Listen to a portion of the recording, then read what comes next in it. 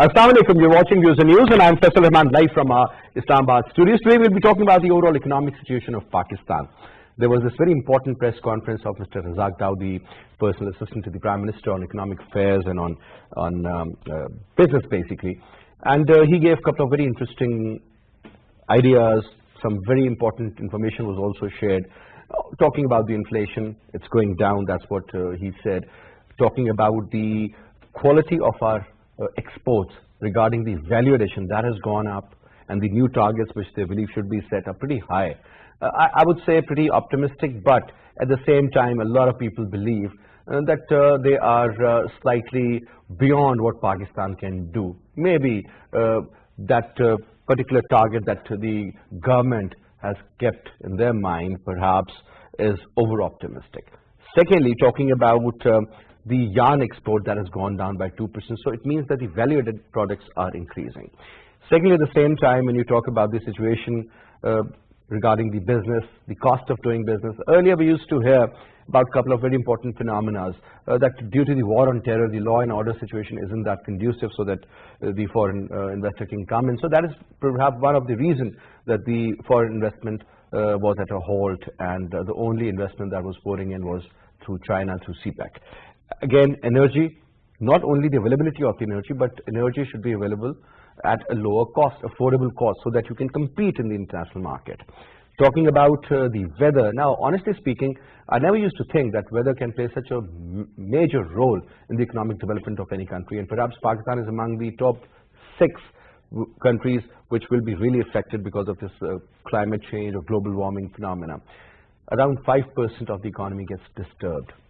Again, talking about the hindrances, whether you talk about the bureaucratic problems, the red tape issue, or the attitude of the people, that is again one of the major problems.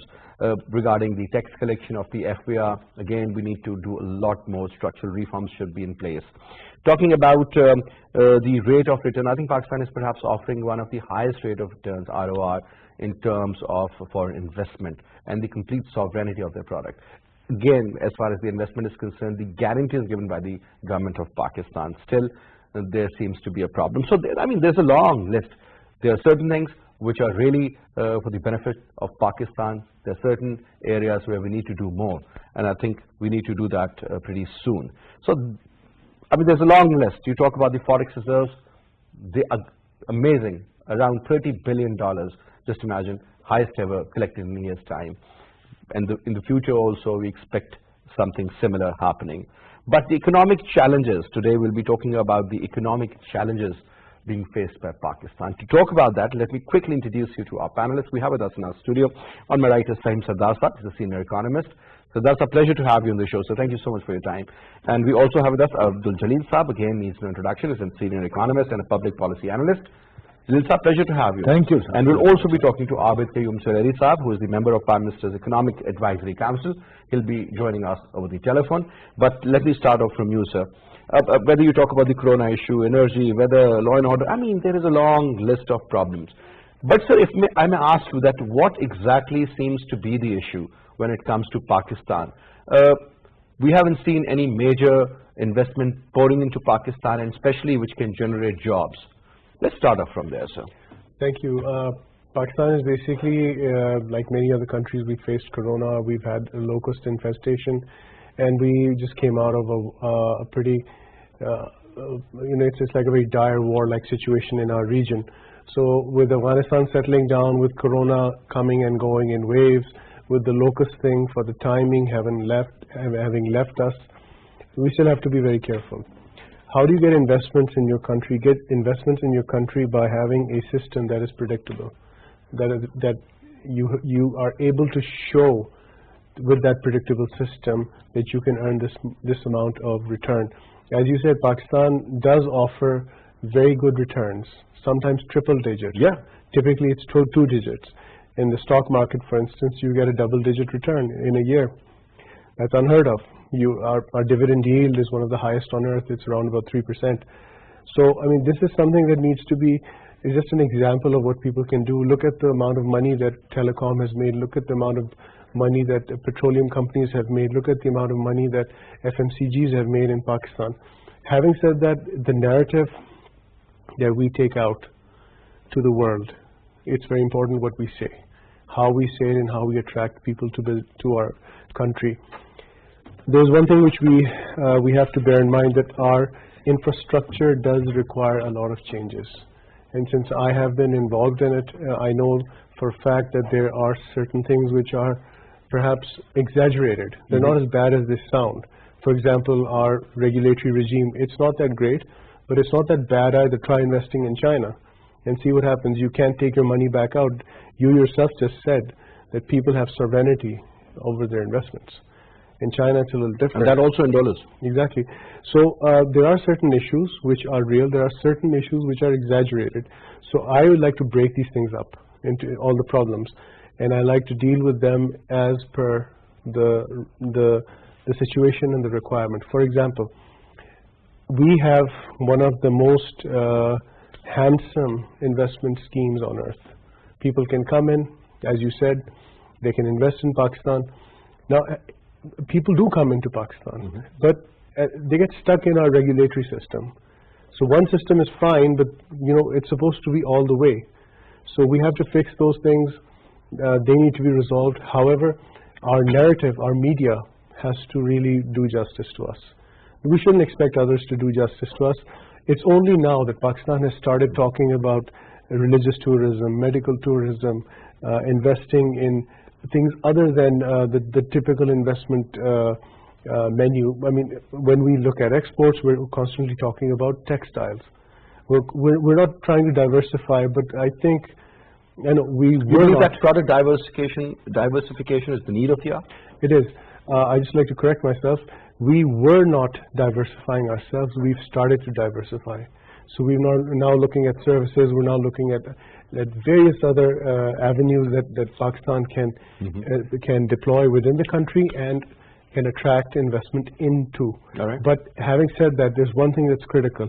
You have to establish peace and violence, which cannot be allowed in economic areas, which was one of the biggest problems. That's why we didn't get investment. Same point, sir. Let's carry on from there. Now, every single government, whether you talk about Khan Saab's government, you talk about the previous government of Nawaz Sharif, or even prior to that, the government of Pakistan People's Party, everyone used to talk about one window operation. That, BOI is doing this. Great, this is their job. Board of Investment has called upon so many people to come. Even during the Musharraf's time, I still remember, sir, nothing has been done in that regard. A lot of people who really wanted to invest, I can give you a few examples. Black Cap scheme, I mean, they really wanted to invest something around $3 billion. They came and they went back because they couldn't find that one window. That one window seems to be the real problem. Either there are a lot of people who are opposing this idea because their own cash flow is going to get hurt, or perhaps nobody is really serious in having that one window because things would get so smooth that, they won't be finding any. I mean, creating a hindrance is actually their job when it comes to the bureaucracy, to be very honest, sir. You have to give money even to enter any ministry, 200 or 100 rupees for a normal man, sir, when he enters. Otherwise, the guy who's sitting there, I mean, he's not a chowkidar, but he's just there because he's minting money as well. And God knows how it is distributed, whatever. This is a reality, unfortunately, sir. It's quite a heavy plate that we have in front of us. The point is that, look, I have said on many forums, and I'll say again once more, 80% of our problems are self-created. We make our own problems. I don't know why. We like to create problems, and then when we solve them or we're heading towards a solution, we were so happy with ourselves that we're about to achieve something. There's no doubt that we do create complications for ourselves, and the complications are the primary issue. Why we create them is partially because perhaps we don't want to have a simple system, or perhaps we cannot envisage a better system. I find it difficult for us, for anyone to, I'm not going to believe anyone if they say that, we can't solve our problems. You have such wonderful examples as Nadra. You have the motorway. You have so many wonderful examples in Pakistan. I mean, our banking system, our telecom system is doing fabulously. And it is managed through market mechanisms. What I think we should do is we should bring the market as much as possible into the business affairs. not the other way around. It's now that might sound like semantics. It's not. Well, if you look at telecom, the telecom rules and regulations are designed to build business. So that's why you can see telecom is doing well, so to the extent that now it's saturated. But when you look at basically how a foreign investor thinks, they look at 2-3 things. They want security, simplicity, and a return. Simple. If somebody can find all three, that's why you have people going to Vietnam. That's why you have people going to Sri Lanka, Bangladesh. Yeah, even Myanmar. The reason being because they created a simple system, and we've done it in the past. It's nothing new. But then again, we just get caught up in certain things which we shouldn't get caught up in. Let's be fair. Now, once again, let's come back to NADRA. The second largest official database on earth is run by Pakistan. It's NADRA, and it's based on one paper. Everything is based on one paper. So we simplified it. Now, there's so many services that we have at our fingertips. They just tell you to just apply online. You don't have to come to the office. So this COVID-19 vaccination is a great, brilliant example. Exactly. Imagine everybody's getting a message on the phone, and then the second message for the second vaccination, and then once you're done, you're registered and you can get your copy out. There you go. Wow. I mean, they can do if they want to. Absolutely. So when we come to the ease of doing business, now let's talk dollars and cents. If you look at the ease of doing business that Pakistan, we're facing a slightly bad ranking. What, 154? 154? No. We're close to around 108 or something. Or we're going to get into the 2 digits eventually. But the point is, anything below 50 in my eyes is unacceptable for a country like Pakistan that is capable of so many things. It's because we just didn't pay attention to it. And why did we not pay attention to it? Let's give ourselves a break. We were going through a 4th generation war. We were being attacked. Our economic areas were being attacked. Having said that, we must not excuse our own mistakes. Whatever mistakes we make, we should accept them. Simplify the procedures, which is quite possible, and once you do that, the investor comes to your country themselves. You don't have to ask them to come. I mean, you have to have that sort of an example. Word of mouth, that advocacy really means a lot. When somebody else comes to you who's an investor, he says that, I've invested, let's suppose, $5 million in Pakistan. This is the return which I've got. Why not? You become a partner and let's do it. Absolutely. This is the way forward. Change. Now, brings up one important area, and that is about, let me put a very layman question to you. So when we talk about a developing country, we've always said Pakistan is a developing country, It's been almost over 70 plus years that we still consider ourselves a developing nation. The kind of momentum which we had in 60s, perhaps it would have continued. We would have been the Asian tigers. The GDP would have been into trillions, perhaps even more, and things would have been a lot better for us. How long normally does it take for a nation to go through this transformation of being a developing nation into a developed nation? What sort of ingredients do you require, sir? I mean, you were talking about the structural changes. So again, I've heard that about $2.5 billion, they will be coming to our national kitty, say, another 2 weeks, 3 weeks, right? What difference will it make other than the number that XY plus YZ is going to be whatever? That is it. Borrowed money, which you have to give back. And then you say, okay, well, this is our forex reserves, and we feel so proud about it, highest ever, or whatever. Your take, sir. Once again, a very heavy plate in front of me.